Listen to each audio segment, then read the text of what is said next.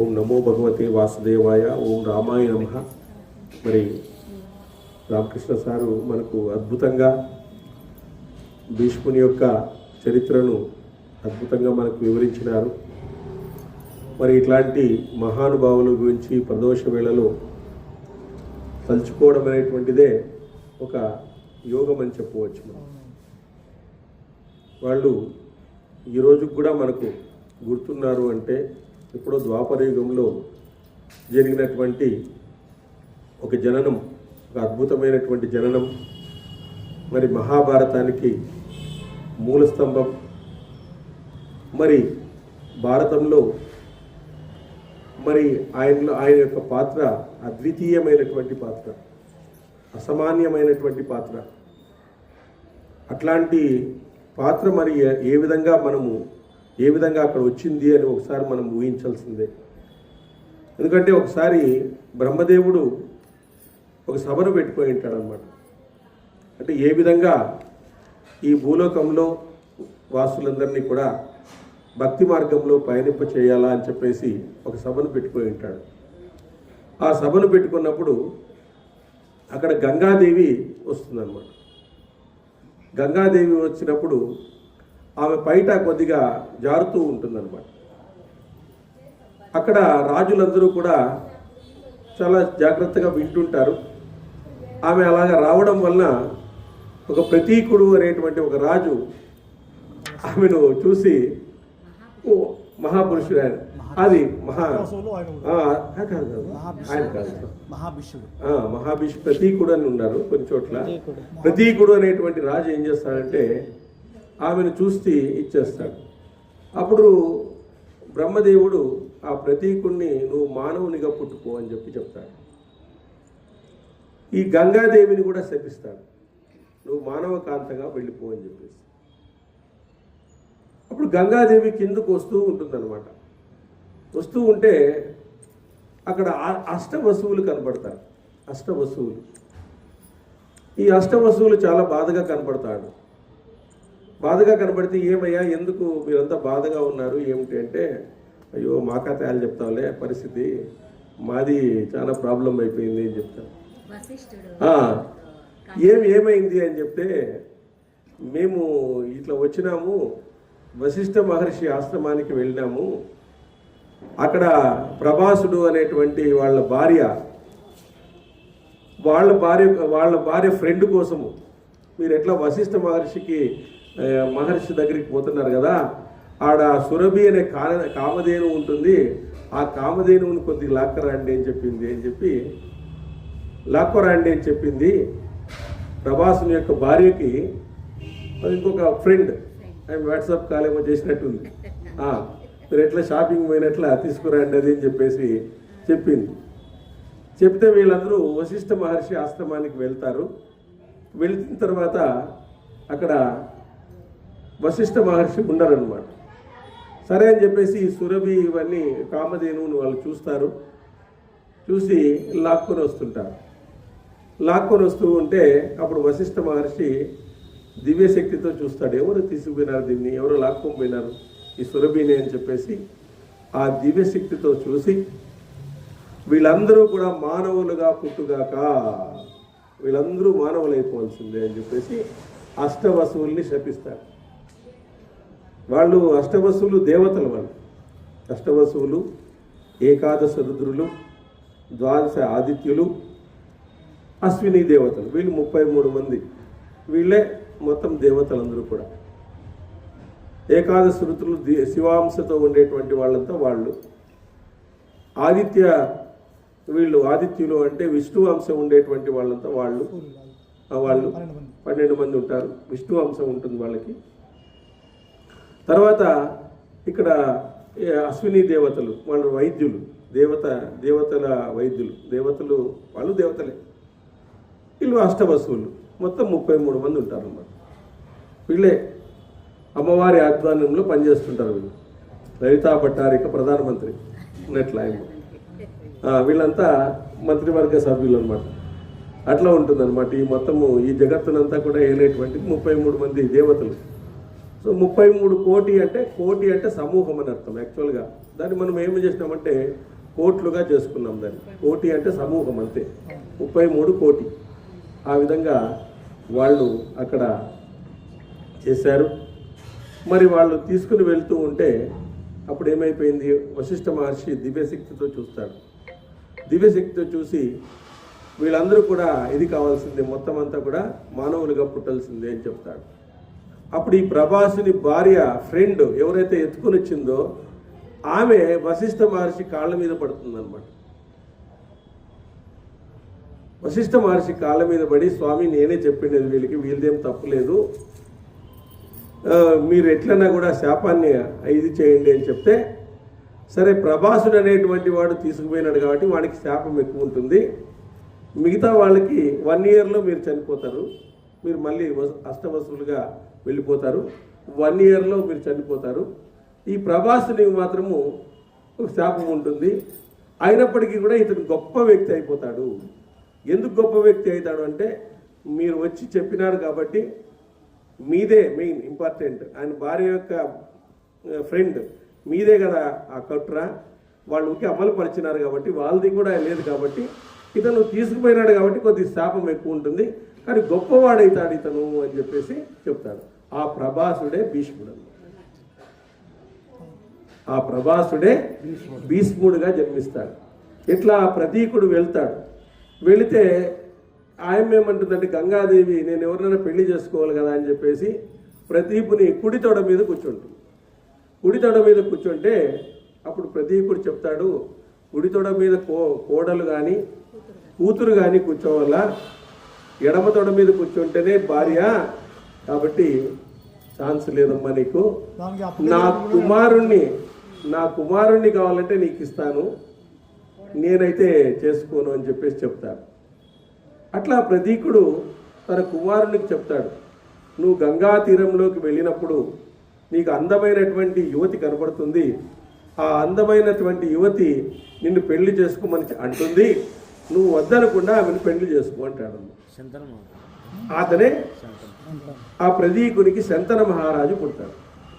ఆ శంతన మహారాజు చాలా గొప్పవాడు.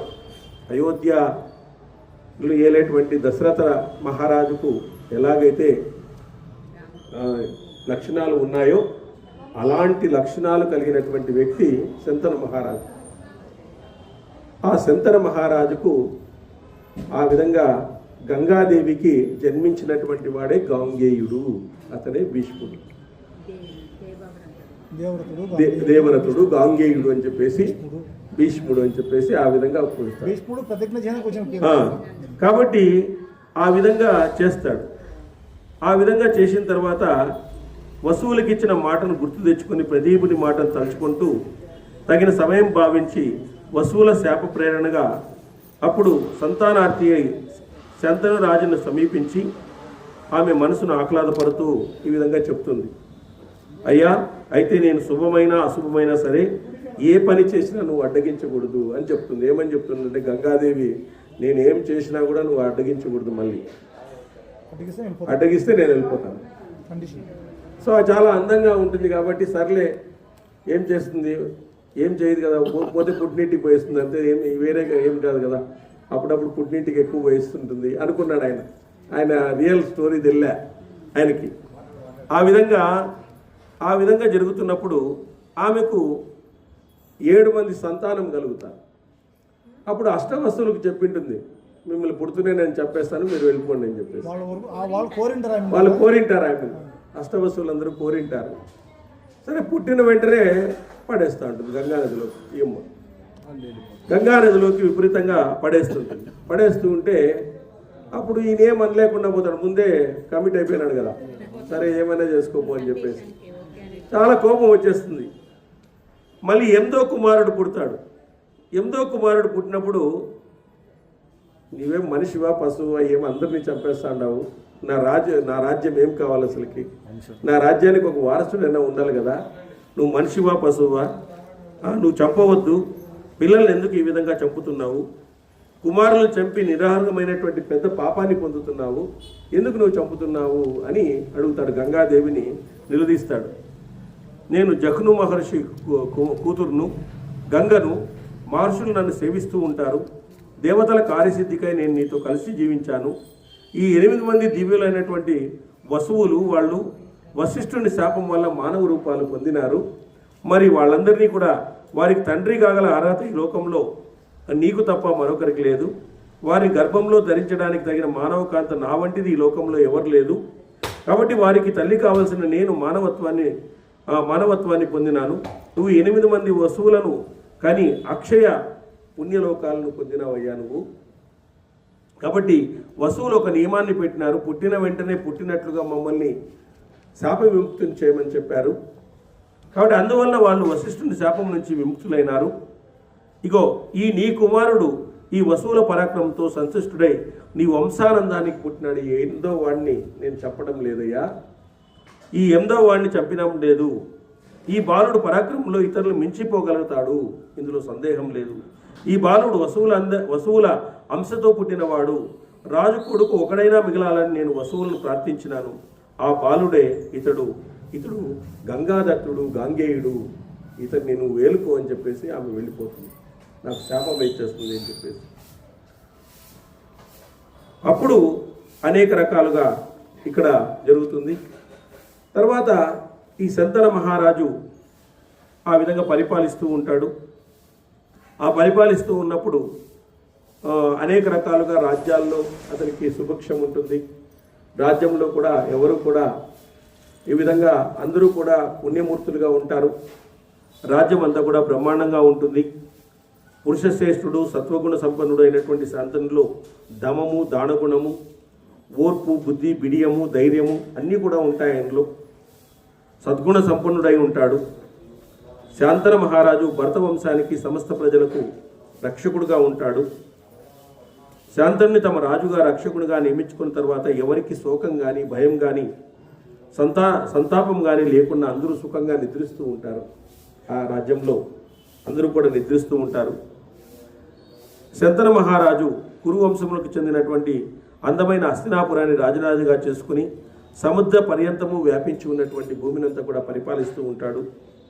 రాగద్వేషాలు లేనటువంటి వాడు, చంద్రుని వలె చూడముచ్చటైనటువంటి వాడు, తేజస్సులో సూర్య సమానుడు, వేగంలో వాయు సమానుడు, కోపిస్తే యముడు, ఓర్పులో భూమితో సహనమైనటువంటి వాడు. చూడండి, శంతన వాడు పరిపాలిస్తున్నప్పుడు పశువులు, పందులు, జంతువులు హింసించే వారే లేరండి. చంపేవారు లేరు, హింసించేటువంటి వారు లేరు. గొప్పవాళ్ళు ఆ విధంగా రాజ్యంలో ఉన్నప్పుడు అలాంటిది జరుగుతుంది. వాళ్ళ మనసు ఆ విధంగా ఉంటుంది. ఆయన రాజ్యంలో బ్రహ్మజ్ఞానానికి, ధర్మానికి కూడా ప్రాధాన్యత అనేటువంటిది ఉంటుంది.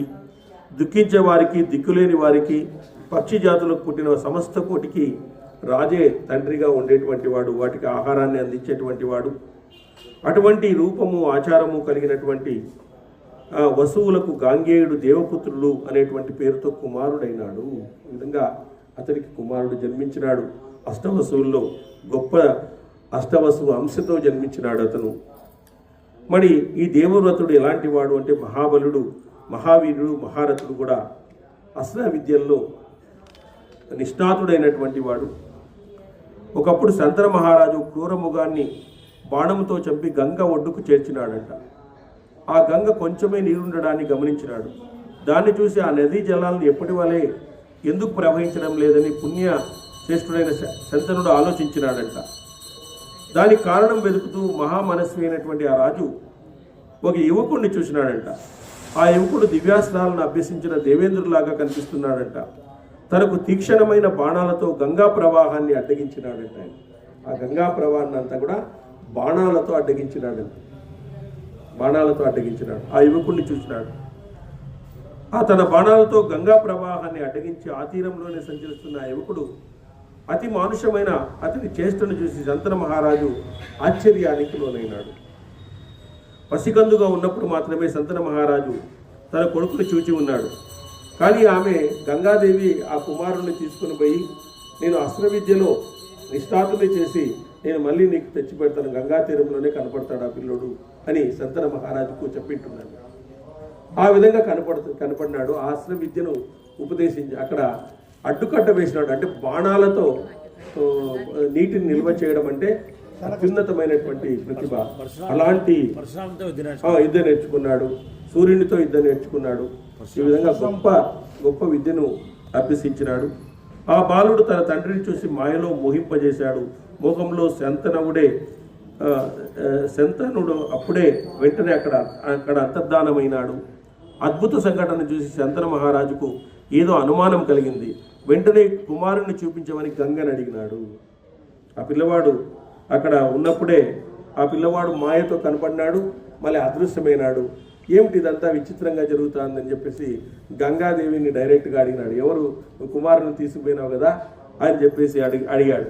అప్పుడు గంగ చూపించమని అడిగాడు. అప్పుడు గంగ ఉత్తమ రూపాన్ని ధరించి కొడుకును కుడి చేతిలో పట్టుకుని అలంకృతమైనటువంటి ఆబాలున్నే చూపించింది. ఆబాలున్నే దేవవ్రతునిగా చూపించింది. ఆ విధంగా గంగను ఆభరణాలు అలంకరించుకుని స్వచ్ఛమైన వస్త్రాలు ధరించిన గంగను అంతకుముందు చూసినా కూడా గుర్తుపట్టలేకుండా పోయినాడు. పురుషశ్రేష్ఠ మహారాజాను గతంలో నా గర్భం ద్వారా పొందిన 8వ బిడ్డే ఇతను. కాబట్టి సర్వశాస్త్రాల్లో శ్రేష్ఠుడుగా ఉన్నాడు, ఈ బిడ్డను స్వీకరించు అని చెప్పేసి ఆ బాలుడు వశిష్ఠుని దగ్గర షడాంగాలను నేర్చుకున్నాడు, అస్త్రవిద్యలు నేర్చుకున్నాడు, యుద్ధంలో దేవేంద్ర సమానుడు, శుక్రునితో నీతి శాస్త్రాన్ని నేర్చుకున్నాడు, పరశురామునితో అస్త్రవిద్యను నేర్చుకున్నాడు. ఈ విధంగా గొప్పవాడయ్యా, ఆ విధంగా గొప్పవాడుగా ఉన్నాడు అని చెప్పేసి చెప్తాడు. ఆ రీతిగా చెప్పి గంగాదేవి అదృశ్యమవుతుంది.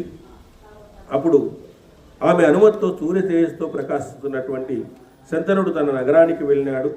అమరావతి వలె అందమైన నగరానికి వెళ్ళి అక్కడ దేవకాంత వలె ఉన్నటువంటి ఈయన ఒక బెస్త కన్యను చూసినాడు.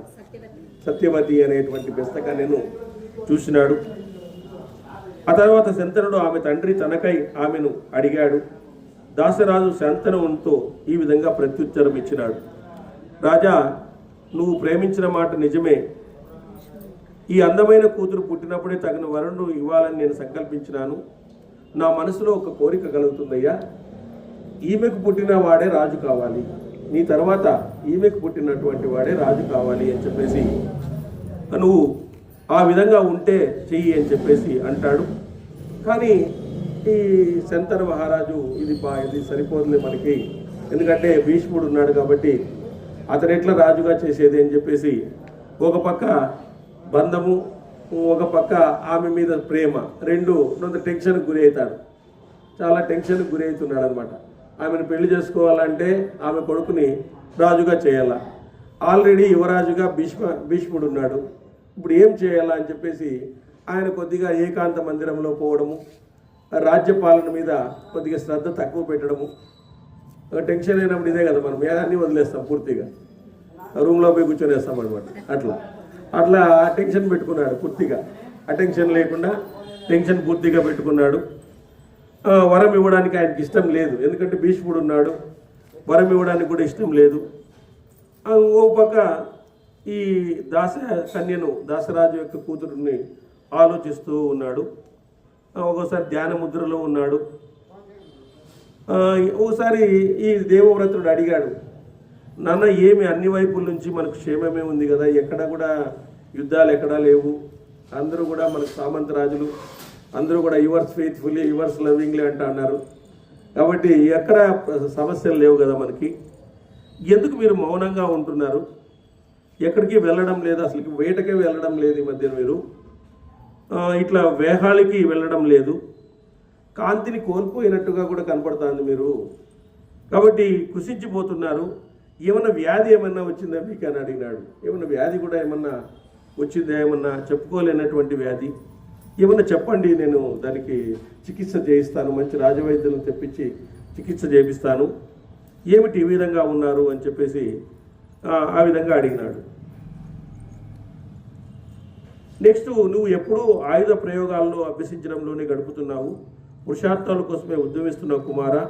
ఈ లోకాలన్నీ అనిత్యాలనే భావనతో నేను చింతాకృతుడైనాను. నాకు కూడా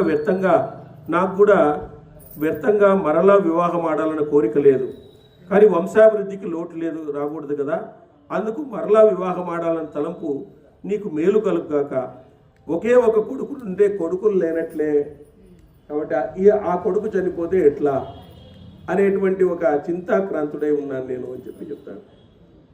ఒకడు ఉండేటువంటిది కొడుకే కాదంట, ఒక కన్ను కాదు అని చెప్పేసి, ఒకడే కొడుకుంటే కొడుకులు లేనట్లే కాబట్టి, ఒకే కన్ను ఒకే కొడుకు ఉన్నా లేనట్లే కాబట్టి, కన్ను పోతే శరీరం పోతుంది, కొడుకు పోతే వంశం పోతుంది. అగ్నిహోత్రం నుంచి వేద విద్య కానీ అక్షయ విద్య కానీ ఇవేమీ కూడా కొడుకులో 16 భాగానికి కూడా సరి రావు. ఈ సంతాన ప్రాధాన్యత మనుషుల్లోనే కాదు సర్వప్రాణుల్లో కూడా ఉంటుంది. సంతానము, కర్మ, విద్య అనేవి 3 జ్యోతులు లాంటివి. సంతానము, కర్మ, వీటిలో సంతానం అనేది సర్వోత్తమము. ఈ విషయంలో నాకు సందేహం లేదు. వేర పురాణ దేవతా సమ్మతమైన అభిప్రాయం కూడా ఇదే.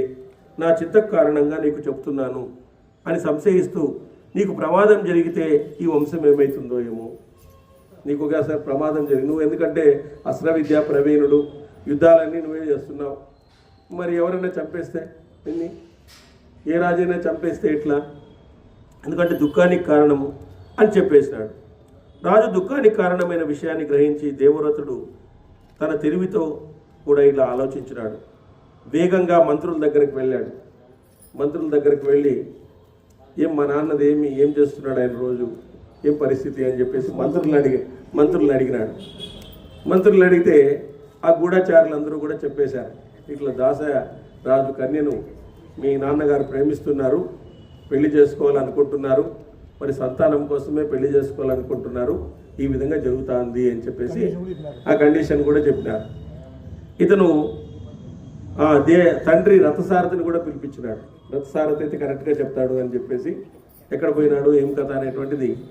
ఆ విధంగా దేవవ్రతుడు ఆజ్ఞతో రథసారథితో ఇలా అన్నాడు, తొందరగా మనము ఆ రథసారథిని పిలిచి, నా తండ్రికి మిత్రుడవు, రాజుగారి మనసు ఏ కన్యపై లగ్నమైందో నువ్వు ఎరిగింటావు, కాబట్టి నేను అడిగిన దానికి నువ్వు సమాధానం చెప్పు అని చెప్పేసి ఆ విధంగా ఆ రథాన్ని వేసుకుని అక్కడ దాసరాజు ఇంటికే వెళ్ళిపోయినాడు అన్నమాట భీష్ముడు. ఆ దాసరాజు ఇంటికి వెళ్ళాడు. అప్పుడు ఆయన చెప్పాడు, ఈ విధంగా వరం కోరింది, కానీ మీ నాన్న వరం ఇవ్వడానికి అంగీకరించలేదు, అందువలన ఆ విధంగా ఉన్న వృత్తాంతాన్ని వివరించినాడు. అప్పుడు ఆ తర్వాత దేవవ్రతుడు వృద్ధుడైనటువంటి క్షత్రియులను వెంటబెట్టుకుని దాసరాజు దగ్గరికి పోయి, తండ్రి కొడుకు తాను దాసకన్యను వరించినాడు. దాసుడు దేవపుత్రుని శాస్త్రోత్తమ రీతిలో పూజించి స్వాగతించినాడు. రాజుల మధ్య కూర్చొని ఉన్న దేవరథునితో ఇలా అన్నాడు, దాసరాజు ఇలా అన్నాడు, నా కూతురుని ఇవ్వడానికి రాజ్య శుల్కము, ఆమె కొడుకు పుడితే మీ తండ్రి తర్వాత ఆ కొడుకే రాజు కావాలి. ఇదే నా కండిషన్, వేరే కండిషన్ ఏం లేదు. భర్త శ్రేష్ఠ శాంతను కుమారుడైనటువంటి నువ్వు ఒక్కడే అందరినీ రక్షించగలవు. ధనుర్ధారుల్లో మేటి ఇంతగా నచ్చిన కోరదగిన వివాహ సంబంధాన్ని కాదని ఎవరు బాధపడకుండా ఉండగలరు. సాక్షాత్తు ఇంద్రుడైనా బాధపడవలసిందే. ఈ కన్య ఒక గొప్ప కూతురు, ఆయన గుణాల్లో తమతో సమానమైన వాడే. ఆయన వీర్యం వల్లే ఈ సుందరి సత్యవతిగా జన్మించింది. నాయన, ఎన్నో మార్లు మీ తండ్రిని గురించి చర్చించినాను. సత్యవతిని వివాహం ఆడడానికి ధర్మవేత్త అయిన శంతన మహారాజే తగినవాడని మా అభిప్రాయం. మహాశయుడైనటువంటి రాజఋషి శంతనుడు సత్యవతిని ఇంతకు ముందే గట్టిగా అడిగినాడు. అలా అడిగినా నేను కాదన్నాను. ఆడపిల్ల తండ్రిని కొంచెం చెబుతున్నాను, ఎందుకంటే చేసుకోవడం అంటే బలవంతులతో శత్రుత్వం పెట్టుకోవడమే కదా. పరంతప నిన్ను శత్రువుగా చేసుకున్నవాడు గంధర్వుడైనా రాక్షసుడైనా నువ్వే కోపిస్తే ఎక్కువ కాలం జీవించలేవు ఎక్కువ కాలం. రాజా, ఈ పెండ్లి జరిపించడంలో ఇదే దోషం, ఇంకంతా ఏమీ లేదు అన్నాడు. అప్పుడు అద్భుతమైనటువంటి ప్రతిజ్ఞను చేస్తాడనమాట భీష్మ పితామహుడు. ఈరోజు యువత అంతా కూడా తెలుసుకోవాలి భీష్ముడి గురించి. 18 ఏళ్ళు అయితే నీకు ఆకలేస్తా అంటారు అక్కడ ఇక్కడ అని చెప్పేసి, కానీ అంత చిన్న వయసులో మరి తండ్రి యొక్క కోరికను తీర్చడానికి అతను ఎంత ప్రతిజ్ఞ చేశాడు చెప్పండి. ఈ సత్య ప్రతిజ్ఞను విను. ఇటువంటి మాటలు ఇంతవరకు పుట్టలేదు, ఇక పుట్టడు. ఈ సత్య ప్రతిజ్ఞను ఒకసారి విను అని చెప్పేసి చెప్తాడు, గట్టిగా చెప్తాడు. నువ్వు కోరుకున్నట్లే నేను చేస్తాను. ఈమెకు పుట్టబోయే కొడుకే రాజవుతాడు. ఈమెకు పుట్టబోయే కొడుకే రాజవుతాడు. భరతశ్రేష్ఠ దేవవ్రతుడు అలా అన్న తర్వాత దాసరాజు రాజ్యం కోసం దుష్కర ప్రతిజ్ఞ దేనినో కొరదలిచి మరలా ఇలా అన్నాడు, అమితమైన కాంతి గలవాడా, నువ్వే శాంతన మహారాజుకు రక్షణవై ఉన్నావు. ధర్మస్వరూప, ఈ కన్యపై నీకు పూర్తి అధికారం ఉంది. ఏమడిగినా నువ్వు ఇవ్వగలవు, అన్నీ చేయగలవు. ఈ విషయంలో మరికొంత మాట్లాడవలసి ఉంది, ఇంకా కొద్దిగా మాట్లాడాలి. ఇక్కడే ఇంకా చిక్కు ఉంది దీంట్లో. అరిందమ కన్యా బంధువుల స్వభావాన్ని బట్టి నేను ఈ విధంగా చెప్తున్నాను. సత్యపరాయణ, సత్యవతి కోసం రాజుల సమక్షంలో నువ్వు ప్రతిజ్ఞ తగినదే. మహాబాహు, అది తిరుగులేనిది. ఈ విషయంలో ఏ విధమైన సంశయం లేదు. నీకు పుట్టబోయే కొడుకు విషయంలో గొప్ప సంశయం ఉంది. రాజా, సత్యధర్మ పరాయణుడైనటువంటి దేవరథుడు దాసరాజ అభిప్రాయాన్ని గమనించి తండ్రి కోరికను తీర్చదలిసి మరొక ప్రతిజ్ఞ చేసినాడు. ఆయన ఏమని? నరోత్తమ, దాసరాజ, నా ప్రతిజ్ఞ విను. ఋషులు, దేవతలు, అదృశ్యంగా ఉన్న ప్రాణులు అందరూ వినండి. నా వలె మాటనివ్వగలవాడు మరొకటి లేడు. నేను సత్యము చెబుతున్నాను. తండ్రి కోసము ఈ రాజులందరి సమక్షంలో సత్యము పలుకుతున్నాను. నా మాటను గ్రహించండి. రాజశ్రేష్ఠులారా, నేను ఇంతకుముందే రాజ్యాన్ని పరిత్యజించినాను. ఇప్పుడు సంతాన బంధంగా కూడా నిర్ణయం తీసుకువచ్చినాను. ఇప్పటి నుంచి నేను బ్రహ్మచర్యాన్ని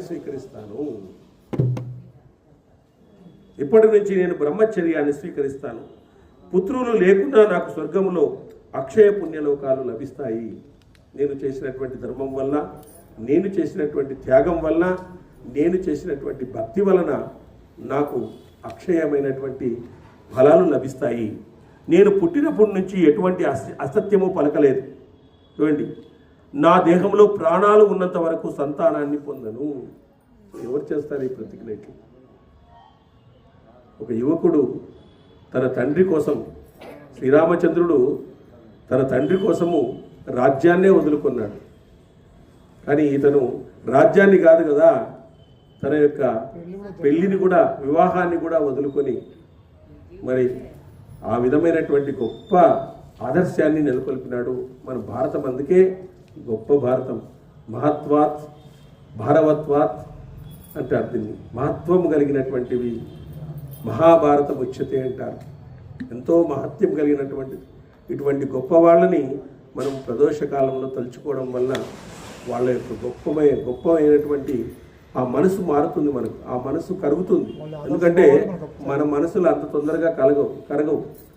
ఆ మనసు కరగాలంటే దానికి ఏం చేయాలంటే ఈ పురాణాన్ని, ఇట్లాంటి కథల్ని చెప్తూనే ఉండాలి. మనసు కొన్ని రోజులైనా కరిగిపోతుంది. అది అంత తొందరగా ఒప్పుకోదు. మనం ఈ ప్రతిజ్ఞ చేయాల్సిన అవసరం లేదు. ఈ ప్రతిజ్ఞ మనమేం చేయాల్సిన పని లేదు. కానీ ఆయన చేసినటువంటి ఆ ఘనకార్యాన్ని గుర్తుపెట్టుకొని ఆయన చేసినటువంటి త్యాగేనైక అమృతత్వ మానసుహు అంటారు. అవి త్యాగం చేయకపోయినా మనము కొద్దిగా త్యాగ గుణాన్ని కలిగి ఉండి లోకానికి మంచి జరిగేటట్టుగా మన యొక్క సంకల్పాన్ని మనం చేయాలి ఎప్పుడు కూడా. అలాంటి సంకల్పాన్ని చేయడానికి భీష్మ పితామహుడు మనకి ఈరోజు మార్గదర్శకుడైతాడు. కాబట్టి అట్లాంటి అద్భుతమైనటువంటి ప్రతిజ్ఞను చూడండి, పంచభూతాలు వినేటట్టుగా, సర్వ రాజులు వినేటట్టుగా, సర్వ లోకాలు వినేటట్టుగా ఆయన ప్రతిజ్ఞను చేసి తండ్రి యొక్క మాటను నెరవేర్చుకున్నాడు. శ్రీరాముడు ఆ విధంగానే చేశాడు. ఆ విధంగా భీష్ముడు కూడా ఆ విధంగానే తండ్రి యొక్క మాటను నిలబెట్టినాడు. కాబట్టి దేవవ్రతుడు మాటలు విని ధర్మాత్ముడైన దాసరాజు శరీరం పులికించిపోయినాడంట. ఆయన వరం ఇచ్చినాడంట, నీకు ఇచ్చా మరణం ఉంటుంది. ఎందుకంటే శంతన మహారాజు 99% మంచివాడే, 1% వీక్నెస్ ఉంటుంది మనిషికి. 99% ఆయన ధర్మాన్ని పట్టుకున్నటువంటి వాడు, సత్వగుణ సంపన్నుడు, అనేక రకాలైనటువంటి రాజ్యాన్ని బాగా మంచి రాజు అనిపించుకున్నాడు. రాజ్యంలో ఎటువంటి లోటు లేదు. అయోధ్యను శ్రీరాముడు దశరథ మహారాజు ఎలా పరిపాలించినాడో ఆ విధమైనటువంటి పరిపాలన ఉందంట. ఆయన హస్తినాపురం యొక్క పరిపాలన ఆ విధంగా ఉందంట. అప్పుడు అంతరిక్షం నుంచి అప్సరసలు, దేవతలు, ఋషిగణాలు పూల వాన కురిపించినాడు. అప్పుడు ఆయన్ని భీష్ముడు అని వాళ్ళు నామకరణం చేశారంట. గంగేయుడు, దేవవ్రతుడు, భీష్ముడు, వాళ్ళు అక్కడ నామకరణం అక్కడే చేసినారంట. చూడండి, ఆ తర్వాత దేవవ్రతుడు తండ్రి కోసం ఆ కీర్తిమతిమైన ఆ సత్యవతితో, అమ్మ రథం ఎక్కు, మన ఇంటికి పోదాం. ఈ విధంగా పలికి భీష్ముడు ఆమె రథమెక్కించి హస్తినాపురానికి వచ్చి శంతనునికి నివేదించినాడు. భీష్ముని ఈ దుష్కర కర్మను రాజులందరూ విడివిడిగా ప్రశంసించినారు. ఇతన్ని భీష్ముడని పలికారు. శంతనుడు భీష్ముడు చేసిన దుష్కర్మను విని ఆనందించి ఆ మహానుభావునికి స్వచ్ఛంద మరణాన్ని ప్రకటించాడు. నువ్వు ఎప్పుడు కావాలంటే అప్పుడు మరణించవచ్చు అని చెప్పేసి. అనగా నువ్వు జీవించి ఉన్నంత కాలము మృత్యువు నిన్నేమీ చేయదు. నీ అనుగ్రహం పొందిన తర్వాతనే మృత్యువు నీపై తన ప్రభావాన్ని చూపుతుంది అని చెప్పేసి ఉత్తరాయణ పుణ్యకాలంలో ఆయన మరణించడం జరిగింది. అదేవిధంగా శ్రీకృష్ణుని ఎదుట ఒక భక్తుడిగా అతను పొందినటువంటి అనుభవాన్ని దేవదేవుణ్ణి కీర్తిస్తూ, ఎందుకంటే భగవద్గీత భగవంతుడే చెప్పినటువంటిది. ఇది విష్ణు సహస్రనామము భగవంతుని ఎదురుగా పెట్టుకొని తన భక్తుడు చెప్పినటువంటి గొప్ప నామం కాబట్టి అన్ని వేళలా అది మనం పఠించడం వలన పాటించడం వల్ల కూడా దాంట్లో ఉండేటువంటి విశేష అర్థాలను మనం తెలుసుకోగలిగితే మనకు కూడా ఆ భయం భయకృత్ భయనాశన అంటారు. భయాన్ని కలిగించేవాడు భగవంతుడే, భయాన్ని తీసేసేటువంటి వాడు భగవంతుడే. కాబట్టి భయకృత్ భయనాశన అంటారు. కాబట్టి ఆ భయాన్ని తీసేటువంటి వాడు ఆయనే. కాబట్టి ఆ భయం అనేటువంటిది మనలో తీసి మనలో ఒక ఆత్మవిశ్వాసాన్ని నెలకొల్పడానికి మరి భీష్ముని యొక్క చరిత్ర మనందరికీ ఆదర్శమవుతుంది. ఇట్లాంటి కథల్ని ప్రతి ఒక్కరూ విన్నప్పుడు మనసులో ఉండేటువంటి ఈ భారమైనటువంటి కఠినమైనటువంటి ఈ శాశానమైనటువంటి మనసు కరుగుతూ ఉండాలి ఎప్పుడు కూడా. ఆ కరిగినప్పుడే మనసు ఆ విధంగా వేరే దాంట్లో బుద్ధి చెప్పినటువంటి మాటను వింటుంది, లేదా ఆ మనసు బుద్ధి చెప్పినటువంటి మాటను వినదు అని చెప్పేసి ఇట్లాంటి గ్రంథాలలో ఉండేటువంటి అద్భుతమైనటువంటి ఇట్లాంటి గొప్ప వాళ్ళ యొక్క చరిత్రలను మనం వినడం వలన మనలో మార్పు అనేటువంటిది సంభవిస్తుంది అని మనం చెప్పుకుంటూ, యదక్షర పదభ్రష్టం మాత్రాహీనత్వం భవేత్ తత్సర్వం క్షమ్యతాదేవ నారాయణ నమోస్తుతే.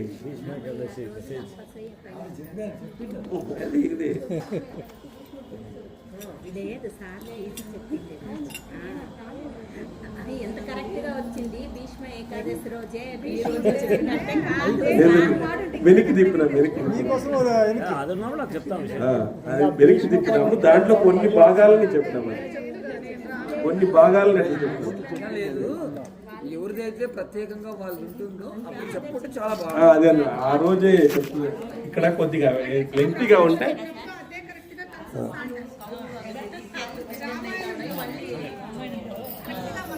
వచ్చింది అంటే ఆ కథ ఇప్పుడు తీసుకొచ్చి